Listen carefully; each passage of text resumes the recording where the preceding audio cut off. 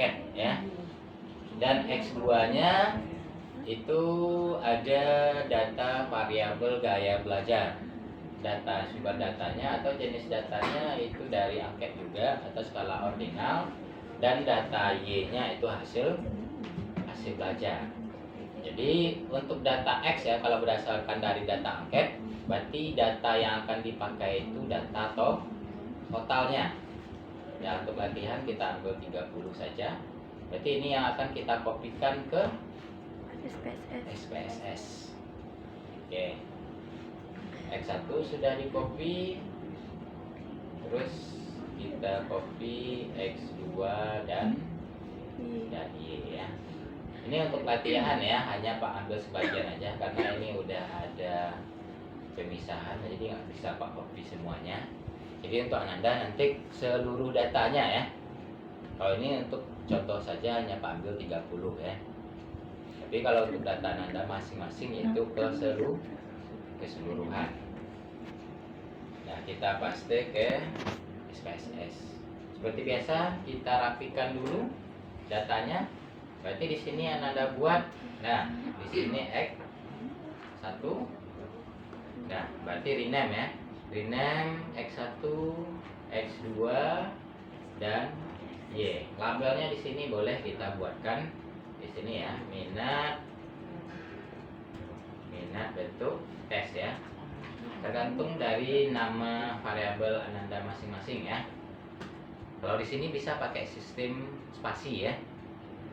Nah, kalau yang untuk name atau merename nama variabelnya itu harus pakai underscore. Tapi kalau di label bisa ketik biasa ya. Terus X2-nya itu gaya belajar dan Y-nya itu hasil belajar. Karena data kita bulat, berarti desimalnya kita jadikan 0. Oke. Nah, jadi langkah yang pertama di sini kita untuk tahap pertama ya, itu analisis deskriptif. Kita ambilnya analyze deskriptif statistik ya. Kita ambilnya yang frekuensi saja. Dan kita masukkan ke kanan. Dan yang seperti yang data tes yang kemarin ya, kita centang min, median, modus, total ya, standar deviasi, variannya, rentang, nilai minimal dan nilai maksimal. Continue, dan jangan lupa untuk apanya histogram dengan menampilkan kurva normalnya. Udah oke. Nah, jadi keluar tampilan seperti ini.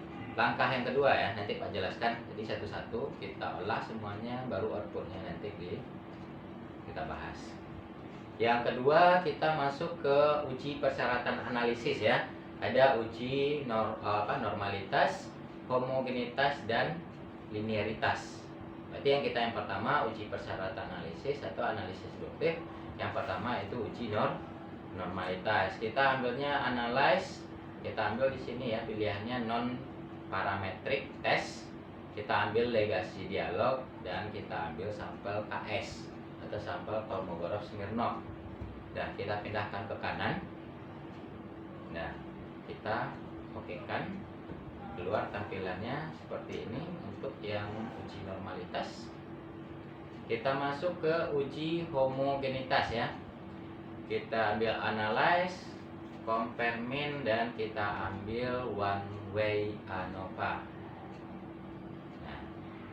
Nah, di sini ada list ya, kelompok tabel listnya mana yang masuk dependen atau variabel terikatnya. Berarti udah pasti yang Y. Nah, berarti uji homogenitas kita akan melihat kesamaan variabel bebas dengan variabel terikat. Berarti satu-satu ya. Berarti X1 dengan Y dulu dan baru nanti X2 dengan Y. Berarti di sini untuk variabel faktornya itu kita masukkan yang X1 ya. Kita ambil option, centang di sini homogeneity of variant test untuk uji homogenitasnya. Dan kita continue. Oke, ini hasilnya. Terus untuk yang X2 lagi, tinggal mengganti X1 dengan X2 di kolom faktornya, variabel faktornya, dan kita okekan juga. Lanjut, uji normalitas sudah, uji homogenitas sudah, kita masuk ke uji linearitas. Linearitas kita masih di compare min ya. Compare min kita ambil min. Dan di sini kita masukkan dependent tetap y ya. Jangan sampai terbalik ya. Dependent berarti variabel terikat berarti y ya. Nah, dan ini kita masukkan ke kolom variabel list ya, atau variabel bebasnya, atau yang istilahnya x. Kita ambil option dan kita centang di sini test for linearity-nya, karena kita untuk uji linearitas. Kita continue dan ini hasilnya. Oke, berarti untuk analisis induktif atau uji persyaratan analisisnya sudah. Kita masuk lagi ke rumus intinya ya. Berarti kalau korelasional ada estimasi regresi, ada koefisien korelasi, dan ada uji T, uji hipotesisnya, uji T parsial, dan uji F ANOVA. Nah, yang kemarin itu langkahnya sama dengan yang manual. Berarti X1 dengan Y dulu ya untuk hipotesis pertama. Terus ada X2 ke Y, dan untuk hipotesis ketiga itu yang secara simultan atau bersama-sama atau yang bergandanya. Oke, kita masuk yang pertama, itu yang sederhana ya, regresi atau koefisien korelasi sederhana ya. Berarti X1 dengan Y dulu terlebih dahulu. Berarti ambil analyze, ambil regression, kita ambil linear. Oke, di sini dependennya Y dan independen X1. Langsung O. Oke, udah selesai. Kita masuk ke X2.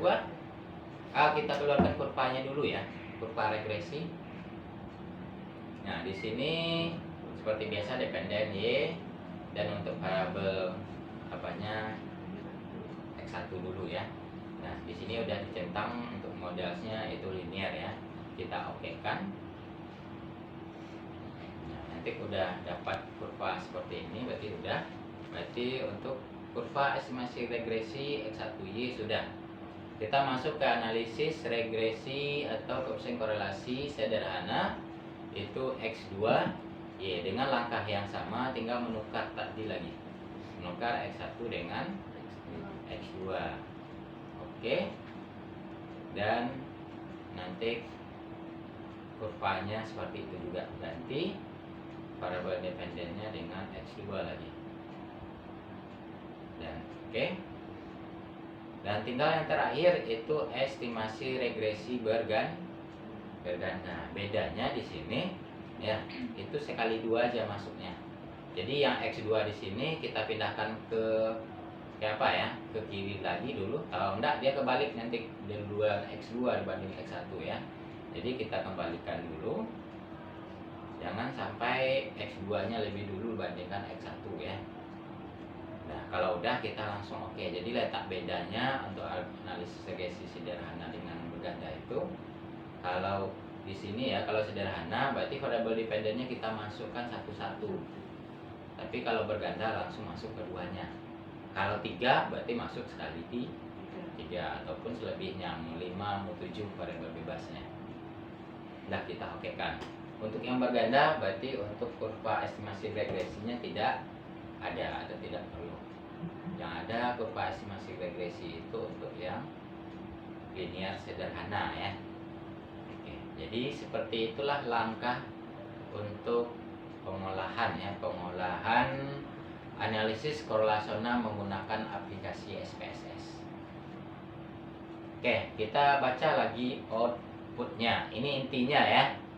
Kalau untuk pengolahannya bisa Anda pelajari step by step. Nah, isinya lagi. Mulai kita balik ke atas yaitu analisis deskriptif. Nah, ini untuk melihat rata-rata ya. Ini rata-rata data kita untuk X1 berapa, atau untuk hasil belajar dapat 76,53. Di sini nilai tengahnya 77,50. Nilai yang sering munculnya itu 78, standar deviasinya 5,296. Variannya itu 28,051, rentangnya 23, nilai minimal itu 66 dan nilai maksimal itu 83 dan total skornya itu ada 2296. Untuk distribusi tabelnya atau datanya seperti yang di sini, ini data X1, yang data 83 itu 85 berapa, 87 berapa ya. Kayak cari apa kemarin, menteli untuk distribusi frekuensi data tes ya atau hasil belajar. Nah, ada histogramnya. Gunanya di sini ya. Kenapa ada histogram ini tadi dicentang menampilkan kurva normal ya. Nah, contoh gini ya. Nanti kelihatan itu. Contoh di sini data minat bentuk tes. Nah, data untuk data tes di sini kan kelihatan itu. Ini garis kurva normal. Nah, menurut perkiraan kalau datanya seperti ini ya, berarti ini ada terlebih ya atau melebihi dari atau keluar dari garis kurva normal. Data yang untuk 110 juga lebih, di sini juga lebih. Kemungkinan besar itu datanya tidak normal. Nanti kita lihat dari output uji normalitas tadi. Nanti kelihatan ya normal tidak. Jadi kalau dikatakan data itu normal, berarti ujung-ujung grafik ini mengikuti ya atau mendekati dari garis kurva normal ini. Nah, itu untuk apanya? Coba kita cek langsung ya. Nah, untuk uji normalitas ya, di sini alat analisisnya itu uji Kolmogorov-Smirnov. Kalau manual kemarin itu pakai uji Lilliefors ya. Jadi kalau untuk statistik kita pakai uji Kolmogorov-Smirnov. Jadi di sini patokannya ya. Nah, Pak ingatkan kalau kemarin kita secara manual itu dibandingkan dengan tabel statistik ya. Contoh uji T kemarin ya, uji T pasial atau uji beda diperoleh T hitung 3,7 sekian, sedangkan T tabel sekian. Jadi dapat disimpulkan T hitung kecil atau besar dibandingkan T tabel. Nanti kesimpulannya apakah hipotesis awal diterima ataupun hipotesis alternatif. Tapi kalau untuk di SPSS kita nggak perlu membandingkan dengan tabel statistik. Ada indikator atau angka khusus di SPSS yang bisa jadi kita patokan untuk mengganti uji T-nya. Waalaikumsalam. Iya. Nah, jadi contoh untuk uji normalitas ya, yang akan kita pakai itu hanya 2 kolom di bawah sini saja. Ya, 0,155. Berarti angka statistik untuk Kolmogorov-Smirnov atau nilai Kolmogorov-Smirnov ya, itu 0,155 dan signifikannya ini jadi patokan kita dengan ganti tabel statistik. Di sini 0,062. Nah, caranya di sini ya. Apakah data yang seperti ini normal atau tidak? Itu kita tarik. Kalau untuk uji persyaratan analisis ya, apakah itu uji homogenitas, normalitas, linearitas, itu nanti berbeda dengan kesimpulan yang untuk uji beda. Untuk uji persyaratan analisis ini signifikannya itu diterima apakah data uji kita itu normalitas, homogenitas atau linearitas jika signifikannya lebih besar dibandingkan 0,05 atau alfa 0,05. Nah, untuk X1 ya, minat bentuk tes. Nah, di sini angka uji Kolmogorov-Smirnovnya itu 0,155 dan signifikannya itu 0,062. Berarti lebih besar dibandingkan alfa 0,05. Berarti datanya normal. Untuk X2 dan Y itu 0,2 ya. Berarti datanya normal. keduanya juga. Jadi ketiga data ini normal. Oke, jadi untuk uji normalitas seperti ini saja. Yang perlu Anda ambil untuk kesimpulan atau yang angka yang bisa kita gunakan atau terpakai untuk uji normalitas, dua terakhir ini, dua kolom di bawah, dua baris di bawah. Berarti angka 0,155 ini angka uji Kolmogorov-Smirnovnya dan signifikannya 0,62. Signifikannya ini sebagai ganti ya perbandingan kita dengan tabel statistik. Boleh juga kalau dikunci. Iya, dikunci. Thank you. Kok mau ngangos ya? Lagi live. Oke, jadi kita lanjutkan. Dan gitu juga untuk yang X2 dan Y ya. Nah, gimana bentuk tampilan laporannya nanti kita lihat ya. Oke, jadi kita baca dulu output dari SPSS-nya.